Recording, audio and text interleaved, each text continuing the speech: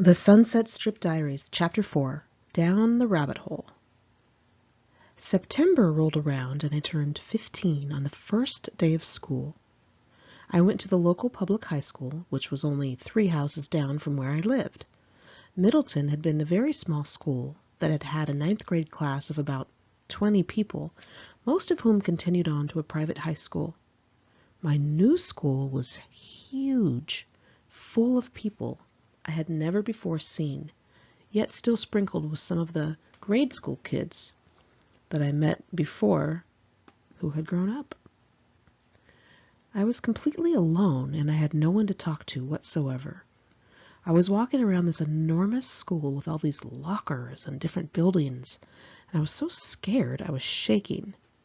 I couldn't believe I only had 5 minutes between classes to find the next class. I couldn't even find my locker, as a matter of fact. The entire 3 grades of Middleton Junior High had taken place solely on the 2nd floor of one office building. My whole junior high experience consisted of only 3 classrooms. I really couldn't believe I had been set loose in this colossal Los Angeles institution with no one to tell me where to go and what to do. I really wanted to run back to my house and cry for 10 days straight.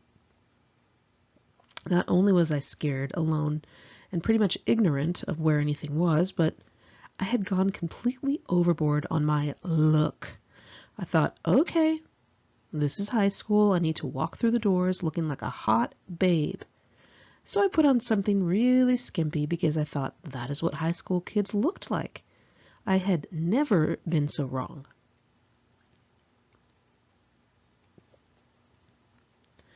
I barreled through the doors in an off-the-shoulders black shirt, a really short skirt, and very high heels.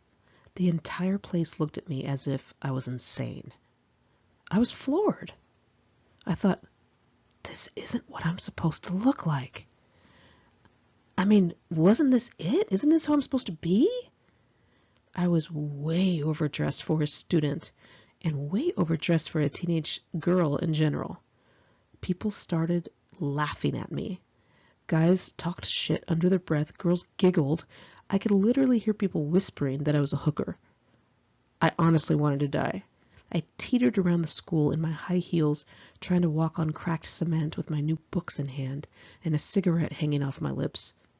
I could barely make it up the stairs without falling. I looked around at the other girls and they were just dressed in regular clothes, like the girls at Middleton. Almost all of them looked completely innocent. I looked like I was about to hit the stage at the Spearmint Rhino. I couldn't believe I was so off the mark with my look. What an idiot. No one wanted to be my friend. I would only embarrass the shit out of anyone who stood next to me. I was so humiliated that I stared at the ground all day. I could not look anyone in the eye. I ran into Jeff Hunter a few times at school. He would not give me the time of day. He had distanced himself from me, and it was clear I was not to try and hang around him. He had quickly started dating a senior girl named Shannon. She was already his girlfriend. He told her he had hooked up with me over the summer. Ooh, she was not happy about that, so she took to yelling, "Slut!" Sorry, bird. At me in the halls in front of everybody, screaming at me. This was only in September, and I had 3 more years of high school to go. My reputation was completely ruined by the first month of school, and even though that girl would graduate in June, that reputation stuck by me and ruined me for the rest of high school. I was still a virgin, and I was already being called a whore, and it was my own fault. But back to the scraggly Hesher bitch, Shannon. She was pretty ballsy now that I think about it, because she was about half the size of me. I really should have kicked her ass, but I didn't know that I could at that point. I remember being pissed that I spent all that time becoming the ultimate rock chick and then looking at who Jeff Hunter chose over me. She wore flannel shirts and those knee-high suede moccasin boots with fringe, the lace-up ones.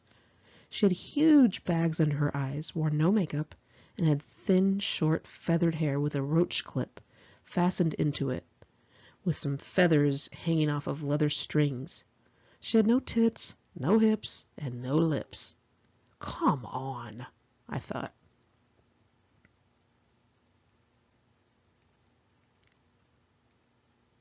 But I was too much of everything, and I was displaying it all at the same time. I was too embarrassing for any boy to get near. I remember wondering why all of the girls in the locker room were staring at me when I changed for PE. Must have been the fact that I was in a red lace Fredericks of Hollywood matching bra and panty set, while they were all wearing Sears cotton undies. I wore full-on lingerie under my clothes. I mean, how did I even get that stuff? Anyway, after a month or so, I did the only thing someone in my situation could do. I found the misfit crowd who hung out in the smoking section. They were the rejects of all the cliques. Anyone who didn't fit into the popular crowds went there. There were a lot of heshers, also known as rockers or heavy metal kids, in black Iron Maiden concert t-shirts and Vans, guys and girls in tie-dye Grateful Dead shirts, some alternative/goth/ska/skinhead/punk types in black, with a bit of purple or red, and the occasional chick who looked too old to be in school and who looked like a stripper. That was the group I was put into, and there were only 2 of us. The group of misfit kids was pretty cool. Most of them had problems with which I could identify. I smoked Marlboro Reds with them at lunch, and I hoped I would make a friend. To my relief, a tough girl named Abby started talking to me. She had wide-set brown eyes and large features, light brown messy hair parted to the side, and lots of eyeliner. The bottom half of her hair was dyed black, and the top part was light brown. It looked like it grew out, and she gave up on doing her roots. She never smiled. When she talked to me, I couldn't tell if she was deciding to kick my ass or if she didn't mind me. I shared a lighter with her. I looked around my school to see if there were any guys who were into the Sunset Strip scene. They would be considered glam guys and would most likely be into Poison and other bands that wore makeup and looked like women. All I saw was the usual white trash heshers with thin hair and black t-shirts. I was more interested in the type of people in the Metal Years movie, guys with dyed black hair and style. I sighed. Nope, not at this school. Or so I thought. One day, while I was smoking a cigarette with Abby by the bungalows, I saw a glam guy walk by. My head turned as he passed, and I nearly choked on my cigarette. He was 6'1" or 6'2", had long black dyed hair, and pink Converse All-Stars, and tight black pants. He wore a colorful t-shirt and a fedora with a leopard print band around it. I was like, oh ho ho. I knew straight away he was the type of guy with whom I would need to align myself with if I was going to get into the Hollywood music scene. I needed info. I did some recon by asking around the smoking area, teetering around in my black velvet high heels and leopard print tube skirt. In between games of hacky sack, a few hippies told me the dirt. The guy's name was Jamie. He was in 11th grade, and he was the drummer in a band that played on the Sunset Strip. They called him a glam fag. Perfect! I was thrilled, rubbing my hands together. Now I would just have to get him to notice me. He appeared to be the only person who hadn't. Whenever he passed the smoking section, he never socialized with the big group of mostly guys. I never saw him smile, only smoke cigarettes, hit on girls, and make sarcastic remarks. He walked around with an air of conceit, aloofness, and all-around dickery. I saw that he wrote, "I am God," on the side of his Converse. I thought that maybe I saw wrong. Certainly nobody would write such a thing. Would they? It was a Friday in mid-October when he got around to noticing me. He walked up to me and asked me what kind of bands I liked, and I stuttered some sort of answer designed to impress him. While looking around at other chicks, he kind of told me we were going to go out on a date. I was a virgin, but he couldn't tell that by my revealing clothes, that I found so cool and grown up. All they did was advertise to this guy that I would sleep with him. Not what I had intended.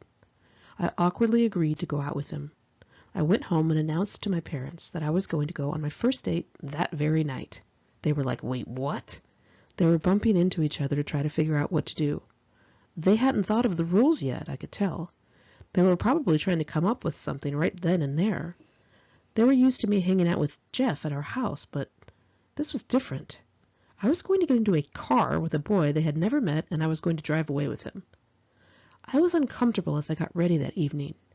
Jamie had been almost mean to me when he asked me out. He didn't smile at me or even look me in the eye when he talked to me. He seemed almost bored even asking me out. I could have sworn I saw him roll his eyes when I was asking or answering his questions. It just didn't feel right. But I had nothing to compare it to. It fit right along with my impression of men. They wanted you to be sexy. They wanted you for only one thing. I felt a red flag go up in my head, but I quickly pushed it away. I told myself I needed to do this. I needed to go. I didn't want to be the only girl who hadn't gone on a real date. The guy was a Hollywood guy in a band, and he hung on Sunset. He reminded me of Tommy Lee. He wasn't some little wimp like Jeff. I have to go on this date. This was my chance to get into the Hollywood crowd, the one I read about in LA Weekly and Music Connection. This guy had a car, he had the look, and he appeared to have the connections to where I wanted to go. I had to go. It was freezing that fall and winter in California. I remember being very cold. I wore black tights, a black skirt, and a black leather jacket over my top. I distinctly remember wearing a cross earring in one ear and a silver spider web or a shark's tooth in the other. Jamie called me to get directions to my house, and I was very meek over the phone. He shouted at me a few times. He sounded very bored, like he was going through the motions, just to try and get down my pants. I'm sure he had done it a million times, and he was about to do it again. He told me to wear something that was easy to take off, and that I better not be on my period. Wait, what? Yes, you read correctly. Those were his exact words. I was scared shitless. If I flaked, what would happen at school? This was my chance to be cool and date someone older. Maybe I could get out of doing what he was implying. Maybe I was hearing him wrong. Was this what the Hollywood crowd was like? How would I ever handle this if I couldn't even go on a date with a Hollywood guy? Come on, I've got to toughen up and deal with it. I made myself go against my danger instinct, something I would do countless more times as a teenager. I told myself to bear with whatever happened and resist my urge to flee. That is how I dealt with my father, and that is how I would soon deal with a lot more men. I would mentally shut down and bear it. Jamie pulled up in front of my house in a white Mustang and honked the horn with the motor still running. His license plate frames said, "It's hard to be humble when you're as great as I am." My mother told me I had to bring him to meet her and my dad. She at least knew what to do there. I ran out to the car and said my parents wanted to meet him. He ignored me and said we were late or something and just to get in the car. I blindly obeyed. We sped off. I think he even burned rubber. I weakly mentioned the curfew my parents gave me and he completely ignored me and blew me off. I looked down at the dashboard and the first thing I saw was a picture of a blonde girl. I asked him who it was, and he sarcastically said, "My fucking pen pal. Who do you think? It's my girlfriend." He had a picture of his girlfriend on his dashboard while taking me on a date. I am not making this shit up. I was stunned. This guy was 10 kinds of rude. In 2 years' time, I would eat his kind for breakfast, but that night I was not there yet. I did not know my value. I was terribly scared, but I was strangely excited. He asked me if I had a cigarette, and I said I only had one left, and he said, "That'll do." I gave him my last Marlboro Red, and he popped it in his mouth while turning up the radio. He had a dark 5 o'clock shadow and very pale skin, and I thought he was hot. He wore leather pants that I found to be a little much at the moment, but whatever. It was very L.A. Guns, a band who I liked very much. He asked me where a liquor store was, and I guess I directed him to the nearest one. I just remember him coming back with a bottle of Southern Comfort. I had never even heard of it. I had never even tasted alcohol. He opened the bottle in the car as we drove, and he told me to have a sip. Southern Comfort was disgusting. It tasted like licorice and cough syrup. It was warm going down my throat, and I felt buzzed after one sip. One sip. I suddenly felt wonderful, euphoric even. I loved the feeling. I felt bold and happy, rolling down the window, feeling cold wind on my face. I smiled into the night air, hearing Poison on the radio, being with a guy with long black hair and a white Mustang. This was what I wanted. This is what I was waiting for. This was the Hollywood scene, and I was ready. Let me at 'em, I thought. After a few sips of Southern Comfort, I became completely drunk. I tried to look at all the street names on the way because I was sure I was going to end up stranded and needing to call my dad. I remember seeing the street name Coldwater Canyon and thinking, damn, I've never been this far from home without my parents. Jamie told me we were going to his buddy Teddy St. John's house and not to embarrass him. Well, I stumbled into Teddy's place completely inebriated. I somehow noticed that there were bullet holes in the wall, as I was told that 2 other girls were going to join us. The first one came over a few minutes later, and we went to pick up the second one. Once everyone was in the car, Teddy got in the passenger seat with Jamie. I got in the back with the other 2 girls, and we drove to Santa Monica Beach. They laid down a woven blanket and started passing the bottle around in the darkness. Jamie sighed and said to me in a bored manner, "Let's go take a walk and look at the lights at the pier." He didn't even sound like he was trying to be convincing. I think I was way too much of an easy target. We walked toward the ocean, and he said, "Let's stop here." He laid down my leather jacket in the sand and told me to lie down, and I did. He started kissing me, and the only thing I could think was, this is different from Jeff Hunter. He tasted like cigarettes, and I could smell his leather pants. They must have been real leather, not pleather, because they were very fragrant. He kissed me for a few seconds, and then he started pulling off my clothes. And the phrase, "oh shit," slid through my rubbery mind. I did not know how to get out of it. My mind was slow, my body was limp and lifeless. I felt paralyzed. He pulled out a condom and started to put it on and lay on top of me. Oh, fuck. Think of something, I tried to tell myself as I heard waves crashing near us. Then I got an idea. I would pretend to pass out.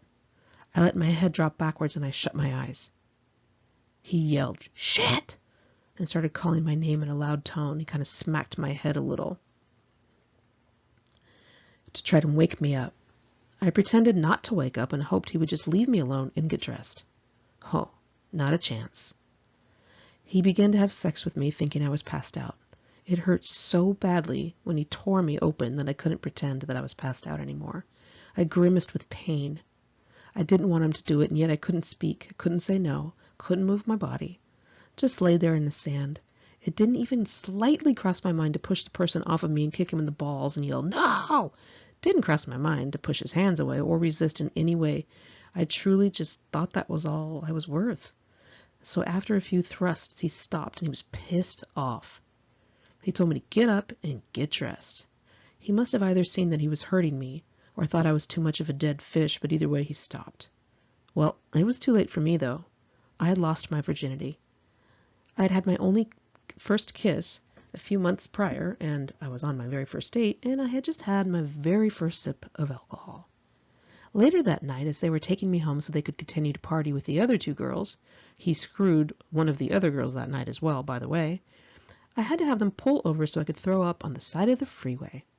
I was spinning and miserable. They just dumped me off at my house at 2 or 3 in the morning and sped off. And I don't remember which of my parents yelled at me, but I just felt miserable and humiliated, and I knew I was in over my head. Once I was in my room, I started crying, and I peeled off my zebra-striped underwear. I looked down in them and saw blood, which sobered me up enough to realize I had lost my virginity to someone I had just met. Someone who talked down to me, someone who had intercourse with me while he thought I was passed out. I glanced down closer at the blood in my underwear and saw something shining. It was my cross earring. I'm not kidding, this really happened. My heart stopped. I was staring at this cross and I was thinking, oh shit. Is this another sign? Is the ground going to break open and suck me down into the fiery pits of hell? I was certain God was going to plumb fuck me up for being so awful, for going against all of his wishes. Oh, I was sure of it. I pulled the earring out of my underwear and I put it on my dressing table and I just passed out. The next day I was told I was grounded. My parents no longer trusted me, and I was embarrassed and ashamed. I was torn between feeling bold and brazen that I had had such a crazy night and feeling guilty and regretful. I went from crying in my pillow to getting a rush, thinking about being in the car with the long-haired guys and drinking and being a grown-up.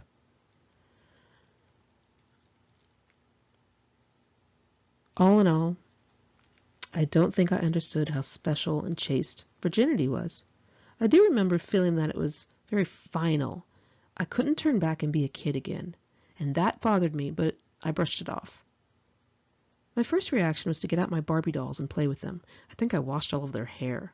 I also made sure to hang out with Karen and try to be my old self by playing around and crank calling and spying on neighbors, all the things we did as preteens. Jamie never called me again. He completely avoided me at school. I thought, oh, wow, okay, so this is how it works?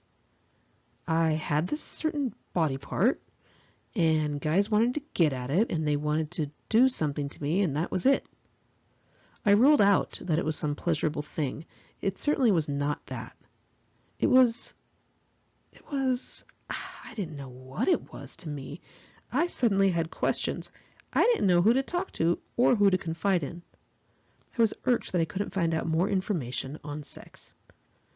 As much as it was flaunted all over the place on MTV, the actual details of it seemed so guarded and so hushed. I just didn't understand the whole thing. In my mind, it was definitely not something regarded as emotional, loving, or in any way special. Why did parents, schools, and churches try to tell you that it was? 2 weeks later, I met another long-haired boy at school named Matt. I don't remember if I liked him or he liked me or how it happened. I think he just came up to me and asked me out. He asked me if I wanted to go to a party on Halloween weekend. It was exactly 2 weeks after my first date. My parents did not stick to their "you're grounded" rule because they let me go with them. This boy was a senior. He was not a Hollywood guy, but what the hell. He had long brown hair and blue eyes, and he looked like he could have been a bad rocker kid, but he was actually somewhat kind of a nerd. He drove his vintage Mustang up to my house and came up to the door as my mother wanted. It was all shut to hell, though, when my father told him, "Don't do anything I wouldn't do," in a joking manner with a wink-wink between the guys tone. I was so confused. Was he giving this guy his blessing to screw me or something? Was this okay with him? I didn't understand that. I wore an all-white dress and really high white stilettos, trying to look like Tawny Katane in the Whitesnake "Is This Love" video. I didn't realize that 15-year-olds, shit, even 25-year-olds, were not dressing like that. I may have been dressed appropriately for a Hollywood party, where over the top was a necessity to stand out over all the other girls, but at a high school kegger? I was the only girl there dressed as if I were working the whole stroll. I immediately started drinking antiseptic-tasting Bacardi 151, which apparently is all they had. It took me precisely 5 minutes to be incredibly drunk once again. I remember when it hit me, I could barely stand. I felt embarrassed because I knew I had to throw up immediately. I crept away and I locked myself in the bathroom, and as I was throwing up, everything started spinning. I think I passed out shortly thereafter. I don't know how long I was in there, but a girl finally broke in. I remember people helping me down the stairs so my date could take me home. I was like rubber. I could not even hold myself up. I heard one person saying that they should put me in a shopping cart. I remember thinking, wow, people are making fun of me. I am a fool. I blacked out shortly thereafter. I don't remember getting into his car. I don't remember us driving. I just remember waking up in the back seat. It was dark, and I was looking up at a streetlight. There was someone on top of me, and my dress was up around my waist, and the guy was having sex with me. I was being date raped. Losing my virginity had not been my idea, but I was too afraid to say no. This time I literally woke up to find this person on top of me. I was asleep. The guy stopped when he realized I was awake. He seemed to feel guilty, and he tried talking to me until I sobered up. He was not arrogant like Jamie, but he had just raped me while I was passed out. He certainly didn't think my father would hunt him down and shoot him, that's for sure. I didn't get home that night until very, very late. It was probably 4 in the morning, and I was in huge trouble. I couldn't tell my parents what happened. I could only cry. And it was a crying like no crying I had ever experienced. It was a deep, thick, hard sort of crying, coming from way inside my guts. The next few weeks were suicidal for me. I wanted to kill myself. It hit me what I had done. I had purposely created this sexy image, and now I had a reputation of being a person that was not me. I looked like a girl who wanted to have sex, and I did not want to have sex. I had a closet full of sexy clothes and high heels and bins of makeup. I wanted out. I wanted to say, "Cut!" to the director and just walk off the set. I had just started the 10th grade, only a month and a half prior, and I still had 3 more years of this? I couldn't do it. I didn't want to do it. I truly just wanted to die. I couldn't talk to anyone. I couldn't look anyone in the eye. I smoked cigarettes and hid in the bathroom stalls, just crying in my leather jacket. I started ditching all of my classes and failing everything. I walked around in a daze, with my hair a mess, and tears at the edges of my eyes. A few weeks passed and I did not get a period. I thought, no way. I can't be pregnant by this Matt guy. I'm 15. What have I done? I waited another week and didn't get it. When I was 2 weeks late, I started to look for him to tell him. He tried to dodge me. I couldn't get him to talk to me. He had avoided me just as Jamie had quickly done. He probably heard from Jamie that I was easy for all I know. Anyway, when I finally got him to talk to me, the first thing I noticed was that he looked hideous. He had short feathered bangs, he had yellowed skin and this super heshery brown hair. And after getting a good look at him, I thought, why did I go out with this ugly bastard? He was very short with me and said he'd be somewhere. I felt like I was starring in an after-school special. I told him I was late. I can't remember what he said. I think he said he would pay for half of an abortion or something. I went home and cried my eyes out. Things were not going as planned. I was supposed to be flipping my hair in slow motion somewhere. So I was reeling into a deep depression, and I knew I couldn't turn back time and take my virginity back. I did a lot of walking around by myself during that time. Walked around my neighborhood, crying and smoking, and I was usually barefoot, and I can't tell you why. I think it was the beginning of a mental illness. My mind was kind of splitting open, and I just stopped caring. I remember pouring a big mug of orange soda and walking down the hallway to my room.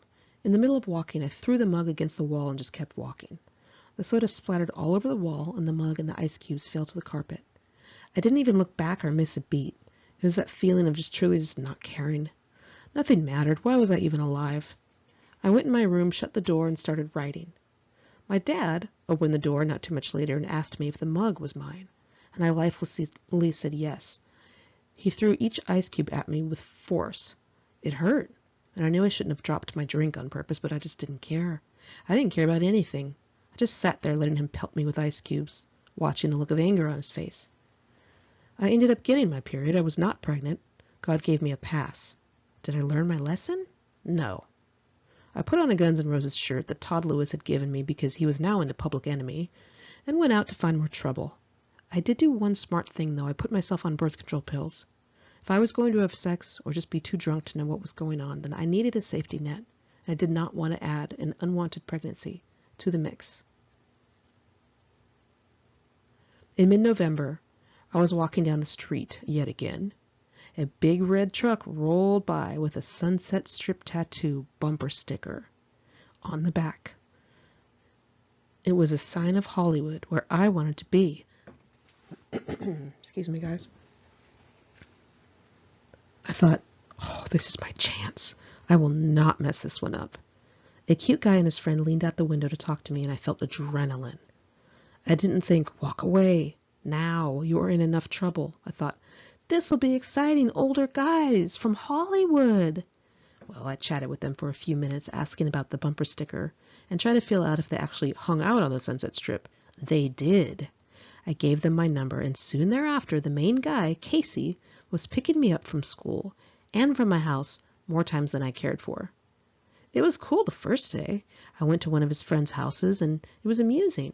We drove to a hip record store in Sherman Oaks called Moby Disc, and Casey shoved a cassette tape down my pants and made me steal it. Well, I had stolen plenty before, so I wasn't scared. I was excited to hang out with him and his friends who were 19, 20.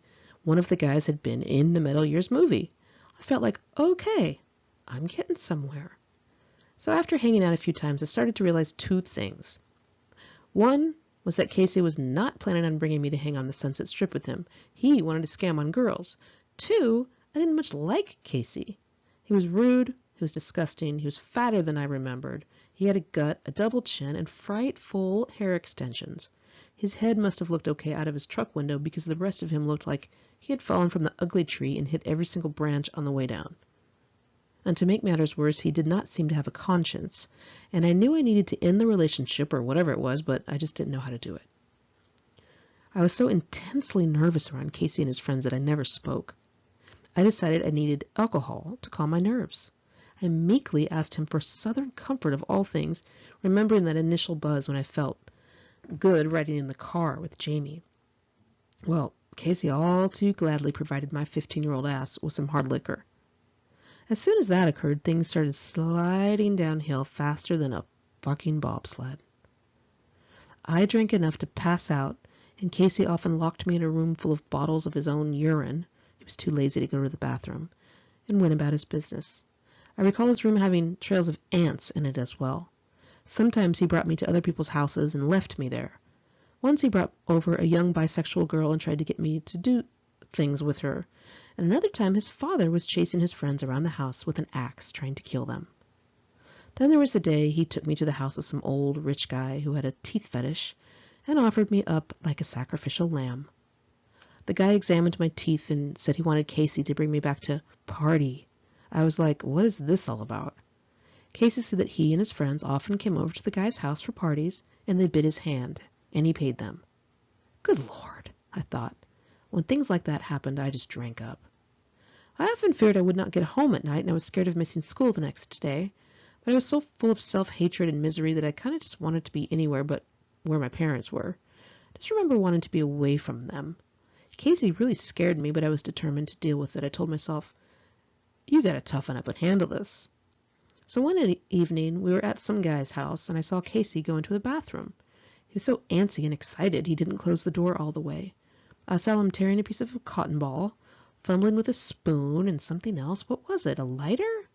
I squinted my alcohol-induced haze in my eyes in my haze, and saw him tie some sort of rubber tubing around his arm, inject something into one of his tattoos like a shot.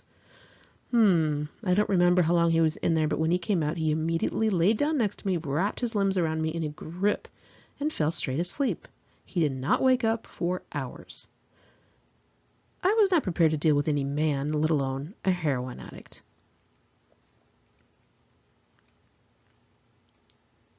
I was a kid from the suburbs at that.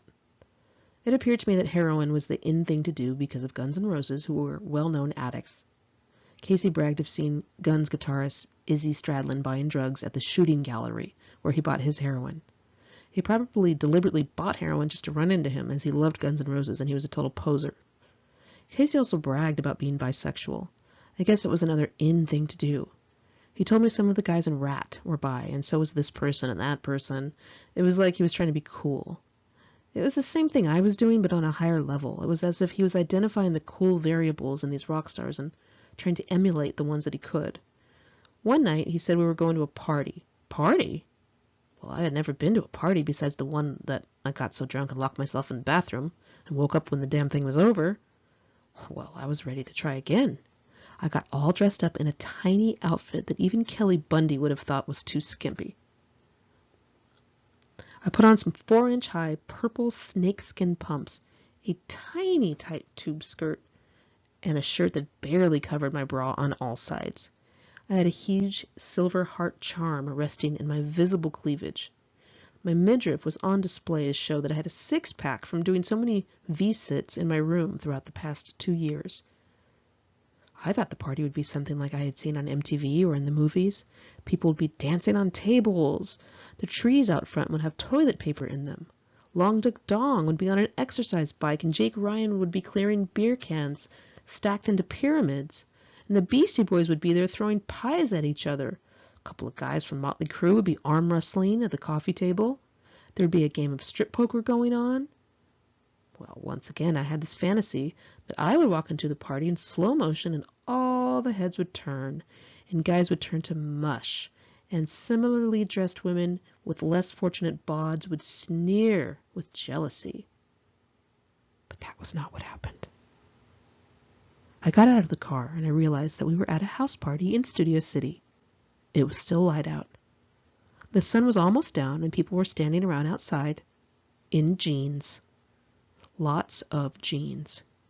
Jeans on guys, jeans on girls. The girls were wearing shirts that covered their whole bodies, and they wore barely any makeup. Edie Brickell and the New Bohemians were playing on a stereo singing What I Am. People turned and stared all right, but they were laughing their ass off right afterward. Not what I was going for once again. I really just did not get it. I honestly thought Kelly Bundy looked cool, and I always tried as hard as I could to look just like her. Anyway, once I saw the crowd, I did not want to walk up to that party, but I really had no choice. I could barely walk in my spiked heels down the driveway. I was wobbling like an old woman with Parkinson's. 20 people were outside squinting at me and whispering to each other.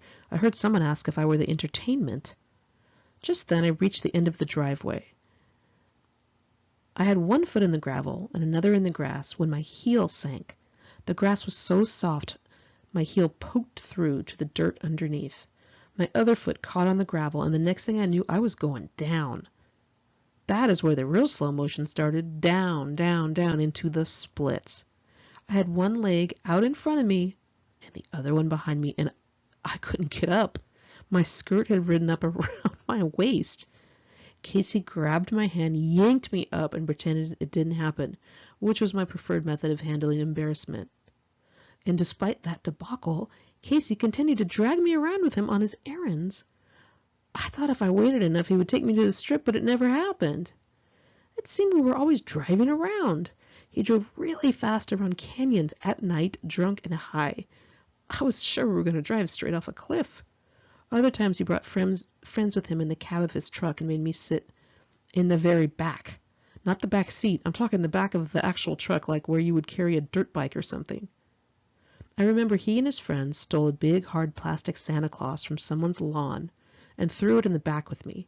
I was freezing back there, rolling around with the Santa Claus while he whipped through traffic on the freeway, and they were laughing at me, treating me like an animal. I didn't care, and I just didn't care what happened to me. Just kill me, let me die here, who gives a shit? I didn't even care if I was alive, so why would I give a shit about that? I was kind of just waiting to die. I tried to stand up to Casey once by slapping him across the face, but he slapped me back even harder. He said, "What, you think you're hot? You aren't shit." Shortly thereafter, he thought it would be funny to hold a gun to my head to scare me. This was the worst possible person I could have chosen as company. One night, while I had passed out, Casey and his friend took off all of my clothes and did horrible, humiliating things to me. I would have not even known this happened, but they decided to videotape it and show everyone they knew. This event is what brought me from depressed to truly suicidal. When I think back to that night, the way it was going before I passed out, I remember being flirtatious with them while I was drinking. I was wearing high heels and tight pants and a little tiny shirt. And I know that's a debate among people. Is there such a thing as asking for it? Well, I can tell you what was going through my mind. I wasn't wearing skimpy clothing because I wanted sex. It was because I thought I looked cool, pretty, and sexy. I thought it gave me some sort of power, and I was also flirting. But when I was flirting, I wasn't thinking that I wanted sex. I just felt attractive, and I liked the attention I was receiving in return. I don't think these guys raped me. I think that they thought I was initially consenting.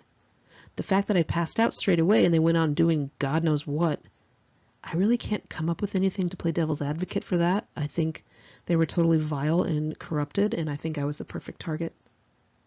Casey tried to show me this videotape one day. I was so incredibly disturbed I couldn't even speak. There were close-ups of my private parts, which were still unmanicured due to my being so young and not knowing how to groom. It was really humiliating, embarrassing, and it was just crushing. I hid my face. I wanted to be pretty and flirtatious. I didn't want this. Why did guys have to make everything so ugly and dirty? I didn't even know something like that could even occur. It just wasn't even in my realm of imagination. Casey started blackmailing me with the videotape, telling me he was going to show my parents if I didn't do whatever he said. I was devastated. Again, I had only lost my virginity a month prior. I'd only kissed a boy for the first time a couple of months prior to that. And how it spiraled into being blackmailed with the videotape is beyond me, but it did. And it wasn't even a very good videotape because I was asleep, for Christ's sake. But I didn't learn my lesson after my first date, or my second date. God was knocking on my forehead, and I was ignoring the warning signs. I made the decision to hang with these people. I thought it would be exciting and grown up. Self-hatred was just welling up inside me and just coming out in other ways. My bulimia had escalated to such a degree that my glands on my neck were starting to swell up like walnuts. One of my teachers sent me to the school counselor, Mrs. Harrod. She was a tough black woman who had a way with teenagers. I think her secret was just asking them questions and showing interest. Most people are put off by teenagers' attitudes and moodiness, but not her. She sat there and grilled me. She wanted to know where my parents were. She wanted to know why I couldn't say the word no. She wanted to know how I got such sexy clothes. Why was I behaving the way I was with men? She thought I needed medical attention for my eating disorder. She thought I needed psychiatric help for my other problems. She immediately called my mother to find out what was going on in my home. Thank God. It was right after that phone call that my mother finally decided to kick out my father. I wonder why it took my school calling her to take action.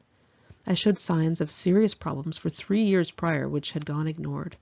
My mother thought my dad could have possibly abused me, as she admitted years later, but she wasn't sure and she wanted to keep the family together. That meant keeping me in the house with him. And being in the house with my dad, I think, was eating me alive. My counselor later revealed to me that my mom showed up at the school in tears, asking her what to do. She did not know the first thing about kicking out a husband, making it on her own, any of it. I guess she got some advice and got the courage to do something. Either that or she was kind of forced to act because now somebody was watching. At any rate, my mother said she had come home one day and saw a drug dealer in the kitchen with my father, and that was apparently the last straw. Within weeks of my school calling, my mother told my father she wanted a divorce and he had to leave the house. She then pulled my sister and me next to the front door in front of the Christmas tree. We stood side by side while she blurted out everything in a huge clusterfuck. Our father was a cocaine addict with a habit that was up to $500 a day, which meant he had stopped paying the bills, including the mortgage. Our house was going into foreclosure, and we would have to move, unless we could somehow sell it. She had been trying to hide his habit from us, but she couldn't do it anymore, and on top of that, he had been unfaithful to her. He had had numerous affairs. I felt sadder about the affairs than the drugs. I felt heartbroken. My mom kept telling me she was doing it for my sister and me. She was staying for us. I started to feel bad. Then I thought, wait a second. Aren't you supposed to protect us? Is it going above and beyond to protect your children? If my school hadn't called, would you have done this? My sister and I were floored. We were not angry with her for wanting to divorce him over all of that. We got it. But it was still a shock. I could barely process that information. I had so many of my own problems going on, I really couldn't even think about my dad. I knew he was not the same man as I knew as a child. I knew there was a new anger to him and a creepy sexual edge to him that was not there before, and I knew that I'd never wanted to be alone with him, and I did my best to avoid him. Still, I never thought he would be a drug addict, and it still surprised me that he would have affairs, even after the way he behaved. It was hard to hear concrete facts about this man who was supposed to be the person I admired, the person who was supposed to protect me from the outside world. It fucked with my perception of reality.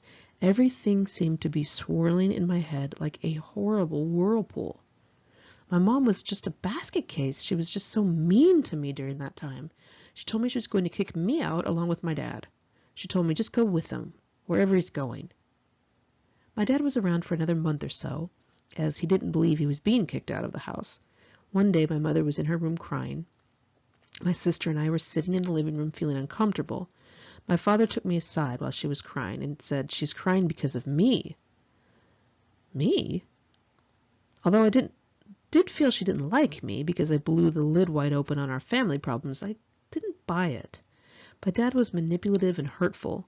I really just wished he would hurry up and leave. One night I went out with some guy, and I think we went to a drive-in or something, I can't remember. We were drinking and hooking up. I didn't get home till very late, probably 3 in the morning. And before I left, my mother said, If you don't come home by curfew, which was a new thing she had implemented, I was thinking, they're trying to implement a curfew? I'm so far beyond that. I'm in deep fucking trouble here. Anyway, she said she'd put all my belongings on the front lawn in garbage bags if I did not make it back by a certain time. I wasn't sure where she got the idea, but she was starting to mention tough love a lot, so maybe she had received some pamphlet and this was one of the suggestions. I was really too chicken to tell the guy to get me home on time.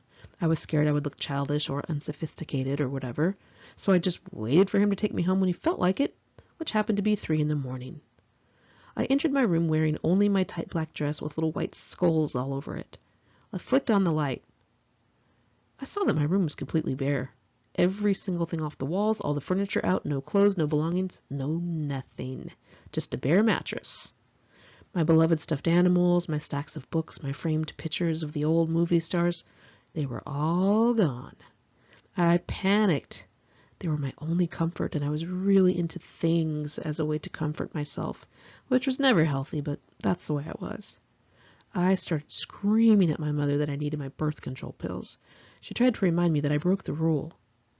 I was thinking, oh, what the hell are these flimsy rules? They're so ridiculous. They're coming way too late. The damage is already done. These rules will not protect me. I've already suffered. I've already been abused and wronged and stripped of my dignity and my soul and my innocence. I need guidance. I need help. I am very lost. I am in trouble. I am sinking. I'm drowning. I'm up to my neck in quicksand, and you're offering me what should be a rope, but instead is a thread that will snap if I try and use it. I'm way past where you think I am. I'm in deep trouble. A fucking curfew? But truth be told, it was good that she was trying to discipline me. I did need that, and the reason it didn't work is because of the inconsistency. I had done what I had wanted for years, and suddenly there were rules that night. My mom went outside in her nightgown and her glasses and came back with a few trash bags so that we could find my pills. When I opened one of the bags, I became enraged. All my little trinkets that were ceramic or glass were just broken into pieces because they had been shoved in with shoes and books and anything that was in sight. It was as if my existence was just thrown away, as if it didn't matter. It was kind of like as if I were dead and my things were just not going to be opened again. I fished out my birth control pills and popped one in tears. At least I wouldn't be pregnant during all of this misery. I wanted to change out of my clothes and into pajamas, but I didn't know where to find pajamas. I sat around crying in my bare room for a few hours. Then I became so livid over my belongings being broken that I lost it. I went to the kitchen, puffy-eyed, and I examined the knives. I thought, oh my gosh, I can't control myself. I'm going to kill my own mother. It hurts to write that, but that's what I felt. I was going to take a knife and stab her, and that is how mad I was.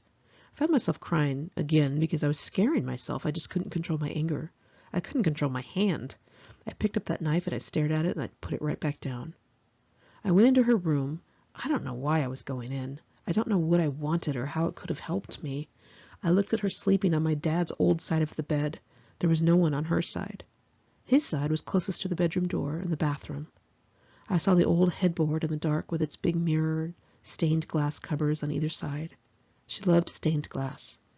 There was a tissue box over her head and an alarm clock and other necessities that would grow as she got older into a jumble of earplugs and pills and lotions and pens.